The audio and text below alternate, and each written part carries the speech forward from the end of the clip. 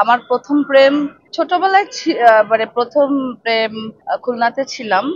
আমার বাসার অপোজিটে একটা ছেলে ছিল।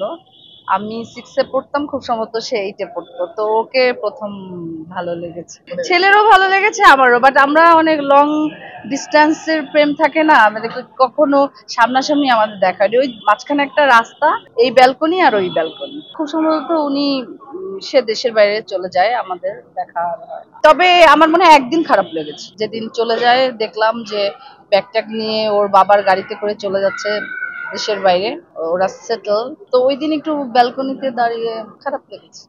পর্দার প্রেম এটা বাস্তবে না, পর্দায় যখন সে আসতো ওইটা মানে ভুলার মতো না। মান্না ভাইয়ের সাথে সুন্দর একটা প্রেম হয়েছে, যদিও সে অনেক সিনিয়র ছিল, আমি জুনিয়র ছিলাম। বাট সে খুব সুন্দরভাবে ফুটিয়ে তুলেছে আমাদের প্রেমের যে পরিণয়টা। তার জন্যই মনে হয় এস্টাবলিশড বেশি হয়েছে। এক্সপার্ট ছিল প্রেমিক হিসাবে। কি বলবো, আমি স্পটে তাকানোর চেয়ে আমার মাই বেশি মান্না ভাইয়ের দিকে তাকিয়ে থাকতো। আসলে মান্না ভাইয়ের সাথে মায়ের জন্যই করা। আমার বিজনেস আছে, আমি বিজনেস করছি আর আমার পরিবারকে প্রপার সময় দিচ্ছি। আমার প্রত্যেকটা বেবি হচ্ছে ইংলিশ মিডিয়ামে পড়ে এবং তারা যে ক্লাসগুলি এখন বিলং করছে ভেরি ইম্পর্টেন্ট। তো এই সময়টা পুরো ফোকাসটাই আমি আমার বেবিদেরকে দিচ্ছি। আমাদের নিয়ে যখন কথা বলতো তখন আমি আমার পরিবারকে নিয়ে অনেক ব্যস্ত ছিলাম, এটা আমরা প্রোটেক্ট করি নেই, হয় না? তখন যা ইচ্ছা তাই মানুষ রটনা রটিয়েছে। আমার এই ব্যাপারে কোনো এক্সপিরিয়েন্স নেই, কোনো প্রকার এক্সপিরিয়েন্স নেই। সাকিব খান নিজেই আমাকে কল করেছিল যে তোমার মুভিগুলি যারা এখন আমাকে বেস করে, মানে যারাই তোমার কাছে অফার যাবে, আমি হিরো, আমাকে তুমি বলবা যে কাস্ট করার জন্য। এই কারণে না করেছিলাম যে তার ফিটনেস ওরকম ভালো ছিল না, এজন্য আমিই ডিনাই করেছি।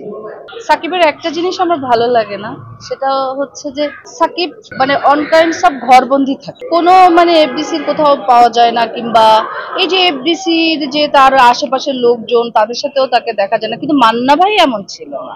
আমার কাছে মনে হয় যে এত সুন্দর পরিবেশটাকে টোটালি নষ্ট করে দেওয়া হয়েছে। আমার কাছে মনে হয় যদি তার প্রতি কোনো ক্ষোভ থেকেও থাকে সেটা ওই সিচুয়েশনে প্রকাশ করাটা ঠিক হয়নি, কারণ সেখানে চারপাশে ক্যামেরা ছিল আর সেখানে টি স্পোর্টসের লাইভ চলছে খেলা। এই চলচ্চিত্রে অনেক চরিত্র আছে যেগুলো প্রত্যেকটা চরিত্রই গুরুত্বপূর্ণ। তো আমি এখনো জানি না যে কোন কোন চরিত্র বা কোন কোন চরিত্রের ভূমিকা বেশি।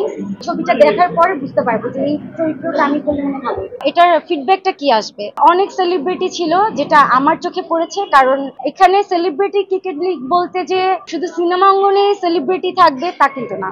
আমার কাছে মনে হয় যে এখানে চলচ্চিত্র, নাটক, ওটিটি প্ল্যাটফর্ম, তারপর হচ্ছে আমাদের সোশ্যাল মিডিয়ায় যারা অনেক বেশি অ্যাক্টিভ, যারা অনেক পরিচিতি মুখ, প্রত্যেকটা সেক্টর থেকে এখানে সেলিব্রিটিদেরকে নেওয়া হয়েছে। এখানে মডেলিং থেকে অনেক সেলিব্রিটি ছিল, অনেক মডেলরা ছিল। সো সেলিব্রিটি ক্রিকেট লিগ মানে যে আমি সুপারস্টার হব, সুপারস্টার হলে আমি খেলবো তা কিন্তু না। এখানে সিসিএল কমিটির তো কোনো দোষ ছিল না। হ্যাঁ, এখন আমরা তো চাই সবাই মিলে একটা সুন্দর প্রোগ্রাম উঠানোর জন্য। সিসিএলটা কিন্তু জমে গেছিল, সবাই খুব হ্যাপিও হয়েছিল আর কি সিসিএল। হ্যাঁ, তা যেটা অনাকাঙ্ক্ষিত ছিল সেই ঘটনার জন্য আসলে সিসিএল কর্তৃপক্ষ দায়ী না। এটা আমাদের বিপরীত টিম যারা খেলতেছিল, আসলে মাঠে খেলতে গেলে রাগারাগি রেষারেষি হয়, স্বাভাবিক কথা, কিন্তু আসলে আর্টিস্টদের মধ্যে, ডিরেক্টরদের মধ্যে এটা আসলেই কাম্য নয়, কারণ আর্টিস্টরা সবসময় শান্তিপ্রিয়।